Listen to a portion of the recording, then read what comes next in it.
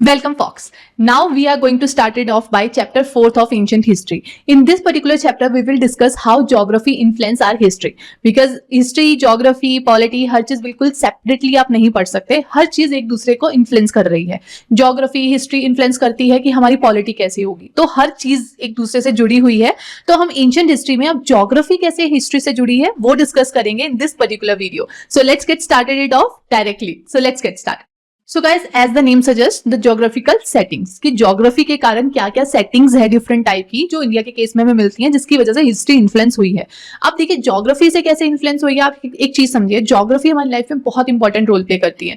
अगर हम लोग वैसे भी अपनी लाइफ में देखिए तो हमारी ज्योग्राफी डिसाइड करती है कि हम किस तरह के चीजों को या किस तरह की हमारी ईटिंग हैबिट्स होगी, कौन सी चीजें हम खाने में ज्यादा मतलब प्लेजर फील करेंगे, हम किस तरह के कपड़े पहनेंगे. That also get determined because of geography. For example, if you are someone from north India और विंटर्स के टाइम में you will wear winter clothes और समर के टाइम में समर क्लोथ्स. अगर आप साउथ इंडिया से हो तो आप हर टाइम समर क्लोथ्स ही पहनोगे क्योंकि वहां विंटर्स नहीं होती है. So accordingly everything get changed.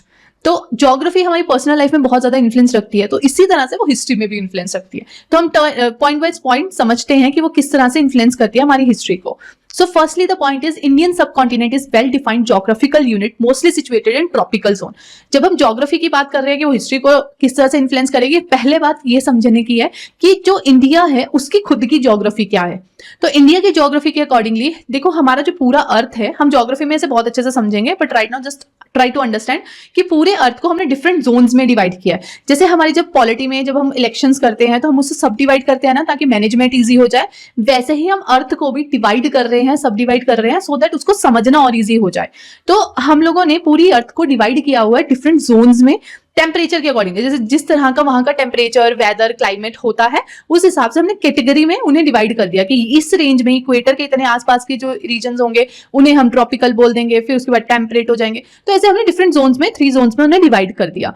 तो इंडिया जो है वो कौन से जोन में आता है? ट्रॉपिकल जोन में. तो उसके हिसाब से ट्रॉपिकल जोन के जो कंट्रीज है वैसा ही हमारा वेदर है. बट डेफिनेटली इंडिया के साथ और भी बहुत सारी निटी-ग्रिटीज है जिसकी वजह से हमारा वेदर थोड़ा सा चेंज होता है. तो वो हम लोग जब ज्योग्राफी डिस्कस करेंगे तब करेंगे. बट राइट नाउ अंडरस्टैंड कि इंडिया है जो वो ट्रॉपिकल जोन में आता है एज अ कंट्री. और जो ट्रॉपिकल जोन में आता है तो हमारा जो मॉनसून है, सबसे इंपॉर्टेंट फिनोमिना होता है मॉनसून का, राइट? कि मॉनसून कब आ रहा है, उसका एडवेंट कब है, कब वो जा रहा है, क्योंकि मॉनसून में बहुत सारी चीजें डिपेंडेंट होती है. और इंडिया जिसका प्राइमरी सेक्टर, आज अगर हम लोग इनकम की बात करें तो हमारी मैक्सिमम जो पॉपुलेशन है वो एग्रीकल्चर में इंडल्ज्ड है एम्प्लॉयमेंट के पर्सपेक्टिव से. बट रियलिटी में इनकम वहां से इतना नहीं आ रहा है. But maximum population is indulged in, maximum population is involved in that particular zone, that is agriculture zone. और हमारा जो एग्रीकल्चर है वो बहुत ज्यादा डिपेंडेंट किस पे है? मॉनसून के ऊपर. इसलिए हमारे मॉनसून और भी ज्यादा इंपॉर्टेंट हो जाता है. बट इवन दो अगर नहीं भी हो, मतलब इतना ज्यादा डिपेंडेंट ना भी हो मॉनसून के ऊपर, तब भी मॉनसून बहुत इंपॉर्टेंट फिनोमिना है किसी भी क्लाइमेट, किसी भी कंट्री के लिए. तो होता क्या था, जब कोई इन्वेडर्स या ट्रेडर्स जब इंडिया में आए हैं तो वो किस तरह से आए हैं कि वो लैंड रूट से आ सकते हैं, और वो दूसरा रूट कौन सा चूज कर सकते हैं? सी का. और थर्ड होता है वैसे एयर, जो कि तब वो नहीं था तो इसलिए वो एक्सप्लॉइट नहीं हो पाया. तो 2 मोड से ही इंडिया में ट्रेडर्स या इन्वेडर्स आ सकते थे, और वो आए हैं सी रूट से और दूसरा आए हैं लैंड रूट से. अगर हम सी रूट की बात करें तो जो हम मॉनसून विंड्स की बात कर रहे हैं, जो नॉर्थ ईस्ट और साउथ वेस्ट डायरेक्शन में मूव करेंगी, उसकी एडवेंट से ही लोग आते थे. जैसे जब साउथ वेस्ट विंड्स चल रही हैं तो उसकी आप डायरेक्शन ड्रॉ करिए अपनी कॉपी में, तो यू विल अंडरस्टैंड कि उससे लोग इंडिया में आते थे.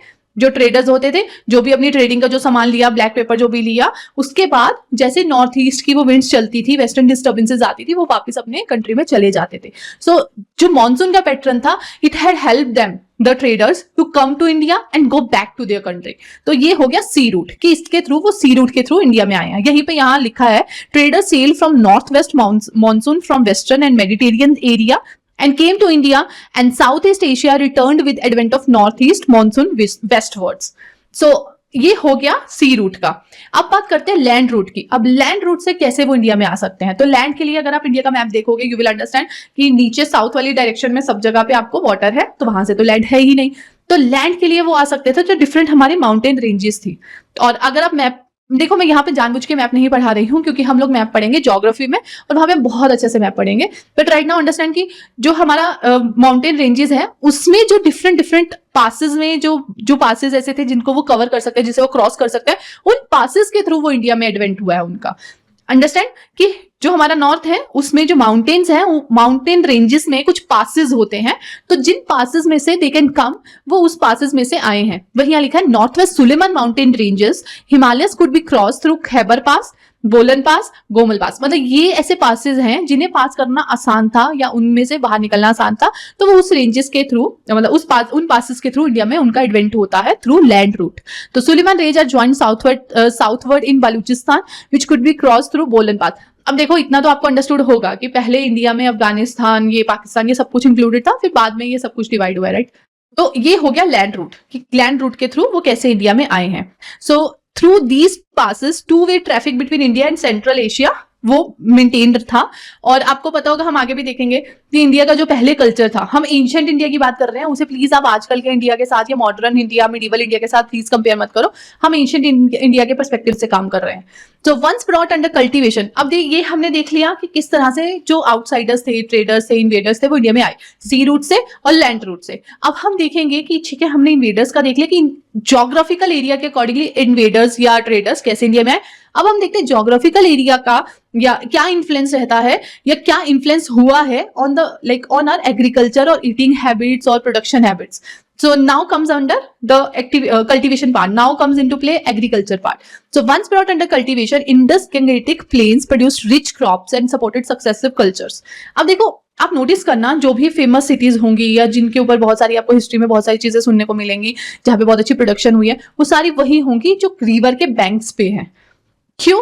क्योंकि पहले इरिगेशन सिस्टम नहीं था उस तरह से, राइट। ऑल्दो हड़प्पन सिविलाइजेशन में हमें बहुत अच्छे एविडेंसेस मिलते हैं, बट आप समझिए उस समय इरिगेशन सिस्टम नहीं था। तो उन लोगों को जब भी वो सीड सॉ करते थे, तो वो बैंक्स के मतलब जो रिवर्स थे उसके अराउंड ही रहते थे, वहां पे अपने जो सीड्स थे वो अपने सॉ किए, ठीक है। और उसके बाद पानी, जैसे रिवर का वो वाटर टेबल बढ़ता था तो वो पानी बाहर आता था और वो वहां पे अपने आप से पानी दिया जाता था, राइट। उन्हें मैन्युअली कुछ नहीं करना होता था। जब वाटर लेवल इंक्रीज हो रहा है रिवर का, तो वो अपने आप से पानी वहां उन तक पहुंच जाता था, जो वो क्रॉप्स उन्होंने सीड किए हुए थे, तो अपने आप से वो बढ़ती चली जाती थी and then they will harvest it.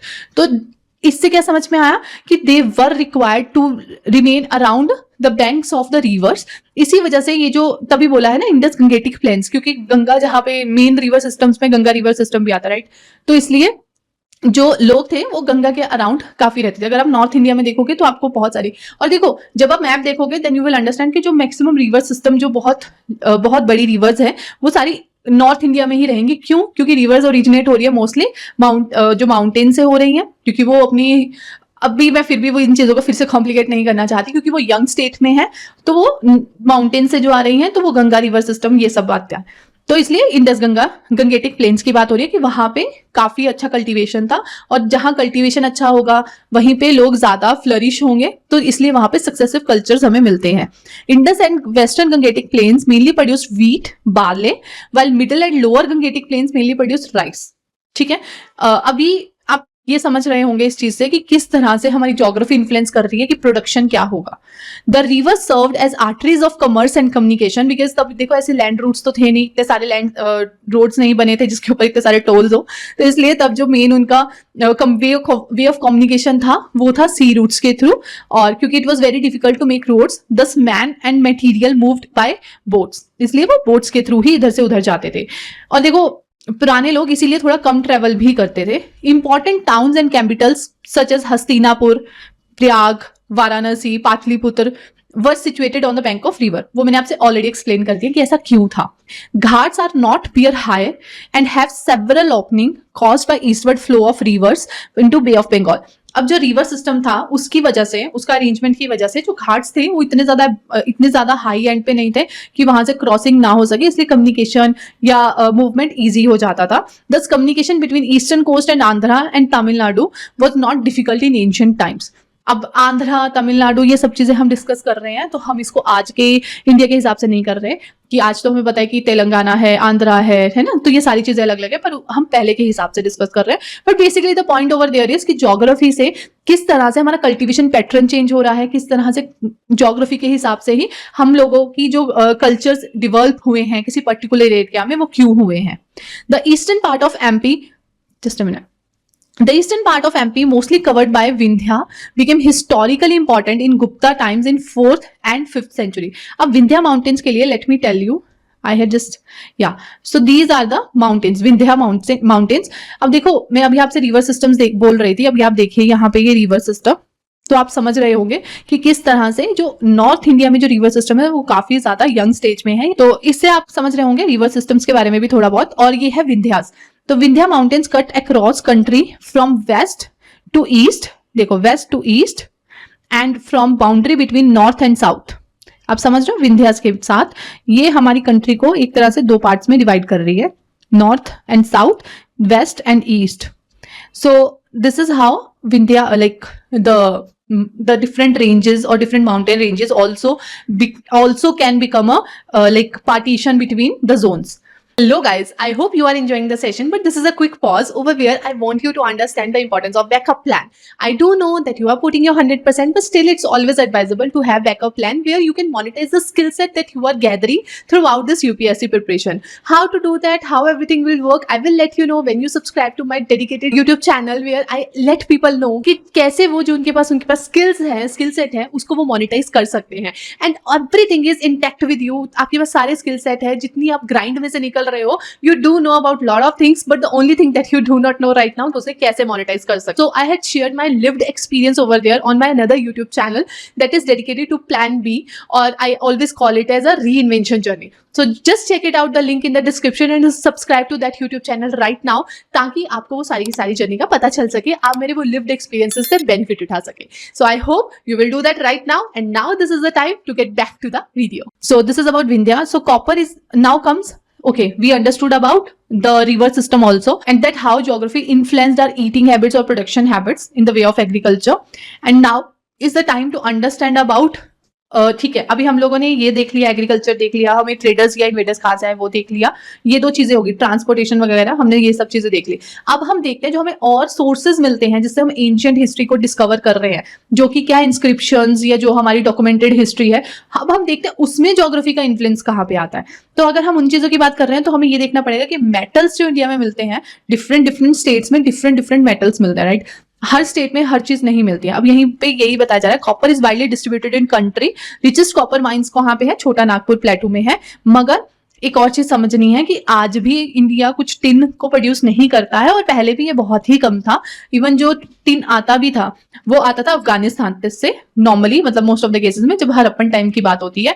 So that's why, मतलब क्योंकि जब हम ब्रॉन्ज बनाते हैं, आपको अगर ध्यान हो, मैंने आपको पिछली वीडियोस में बताया था कि डिफरेंट एजेस बताई थी, मतलब जैसे एंशिएंट हिस्ट्री की जब मैंने बात की थी तब मैंने आपको बताया था कि उसमें ब्रॉन्ज एज आती है. तो इंडिया के केस में जो वो ब्रॉन्ज एज थी वो बहुत कम रही है. उसका कारण यही था, due to our geography we were not having educate about of tin, इसलिए हम ब्रॉन्ज के मेटल्स यूज नहीं कर पाए. ये जो डिफरेंट एजेस हम बोलते हैं ना, आयरन एज, ब्रॉन्ज एज, ये वो, तो ये हम किसके बेसिस पे बोलते हैं, जैसे वो वेपन्स या इंस्ट्रूमेंट्स यूज करते थे. जैसे आप वेपन्स या इंस्ट्रूमेंट्स यूज करोगे उसके हिसाब से वो एज कहलाती है.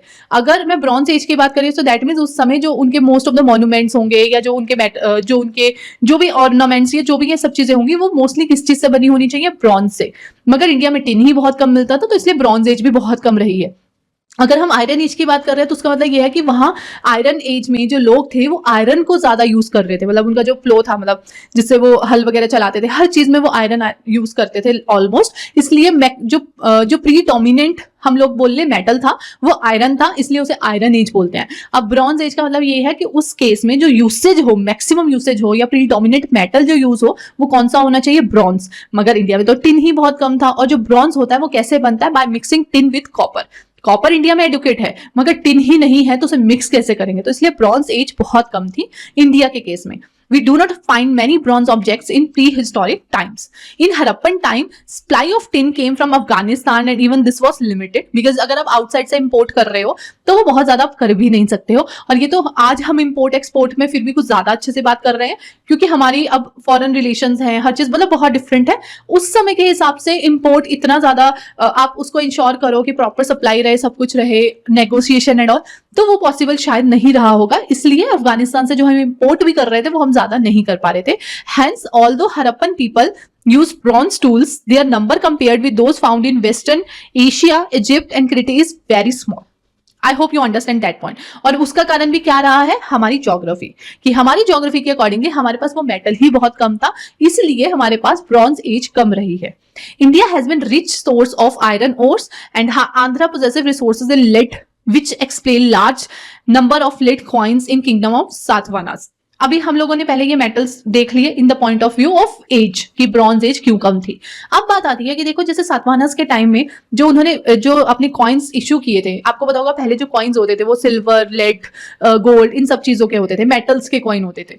तो उस समय में जो कॉइन्स होते थे सातवाहनास ने वो लेड के क्यों ज्यादा प्रोड्यूस किए थे या क्यों ज्यादा यूज किए थे, क्योंकि उनके इधर लेड बहुत ज्यादा मिलता था।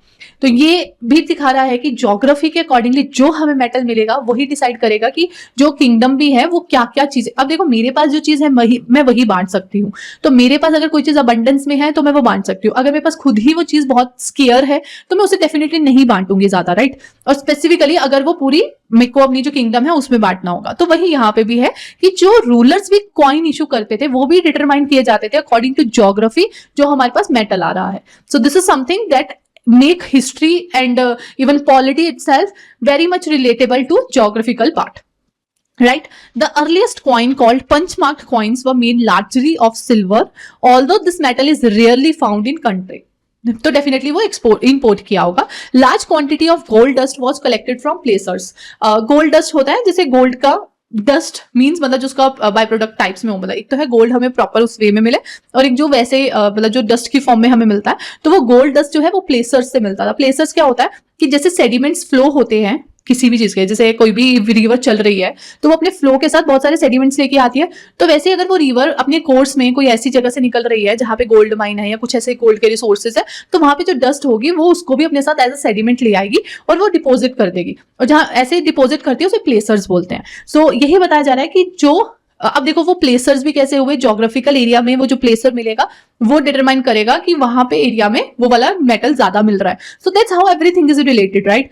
सो much of gold used in early times was obtained from central Asia and Roman empire.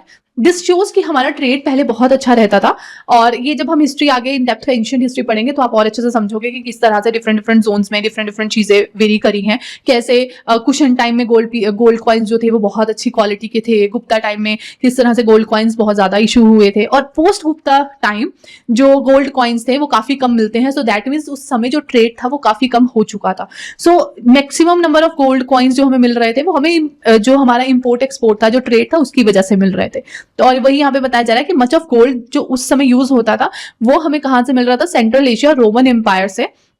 और वो क्यों मिलता था? Because of trade. Guys we are almost there to end this video. So here is a quick reminder, if you had not subscribe to my another YouTube channel then do that right now and have a credible backup plan ideas that actually work, and I am with live proof in front of you that these plans had worked. So subscribe to that because I don't want you to end out or miss out on the opportunity that is in front of you. So now let's get back to the video where we will end this topic. But before that, do subscribe to the channel by clicking on the link given in the description below. So ancient time India also produced variety in precious stones including pearls, especially in central India, Odisha and South India. क्योंकि उस area में हमें pearls मिल सकते हैं। तो geography ही define कर रही है कि हमारा किस एरिया का कैसा ट्रेड होगा। तो now you are able to understand कि किस तरह से हमारी हिस्ट्री को पढ़ने के लिए हमें ज्योग्राफी का भी पता होना जरूरी है। So that's why I always say कि प्लीज हर चीज को इंटर रिलेट करके पढ़ो। और जो हम इंटर रिलेशन की बार बार बात करते हैं वो अपने आप डिवेल्प होगा अगर आप तरीके से चीजें करते चले जाओगे। सो दैट इटसेल्फ शोज कि हमारी ज्योग्राफी कैसे इन्फ्लुएंस कर रही है हमारी हिस्ट्री को। So these were some of the pointers which we had discussed about how geographical setting influence our history and how we should move forward with it. हमने सबसे पहले यही देखा कि किस तरह से हमारा जो जोन है, हमारे जो मानसून है, उसने डिफाइन किया था कि कौन से ट्रेडर्स आएंगे, कौन से नहीं आएंगे और कैसे आएंगे, कैसे नहीं आएंगे। Through C root, through also like जब हम लैंड रूट की बात करते हैं तो माउंटेन्स ने हमें बताया। And then we discussed about the cultivation pattern. फिर हमने देखा कि इंडिया के केस में जो ब्रॉन्ज एज थी वो क्यों कम थी, हमने मेटल्स के ऊपर डिस्कशन किया। Then we understood about how different type of coins were coined by like the kingdoms, क्योंकि उनके पास जो चीज abundance में थी वो उन्होंने एज अ coins उसे इशू किया था। देन मतलब गोल्ड के बारे में देखा कि गोल्ड हमें ट्रेड से आता था। सो दैट शोज कि हमारा ट्रेड पहले बहुत ज्यादा अच्छी टर्म्स पे चल रहा था। सो दिस इटसेल्फ शोज कि हमारी ज्योग्राफी किस तरह से इन्फ्लुएंस हो रही है। So this all itself shows कि किस तरह से ज्योग्राफी और हिस्ट्री अपने आप में इंटर रिलेटेड है। और हमने कुछ पॉलिटिकल पर्सपेक्टिव भी देखे, वहां पे भी ज्योग्राफी और हिस्ट्री किस तरह से अपना इन्फ्लुएंस रखती है when we come to discuss about about political influence और किंगडम्स वगैरह के बारे में जो हमने डिस्कशन किया. So this was it for ancient histories chapter 4th, that is geographical settings. I hope you get lot of value out of it. You understand lot of things about this geographical settings and all. I want your output to be written in the comment box below, guys. What are the key values that you learned from this particular video? And please summarize that too within, like, जैसे मैं हमेशा बोलती हूँ, short and crisp. जितना short और crisp लिखने की कोशिश करोगे उतना आपके लिए in future beneficial होगा, because you have to make notes out of this video. You will not be here to just revisit this video multiple times. Although this is required, but अगर आपको वो चीजें sync हो रही हैं, then try to make notes immediately at that point itself. और इससे benefit क्या होगा? You will be in condition to understand thing and memorize thing more prudently. I want you to write your summary of this particular video in the comment box below. I will watch it and I will revert back to it for sure, because I want to see how much you are doing and how much you are absorbing the information that you are working toward. So that was it for this particular video. I will see you in the next video. Till then, bye bye guys.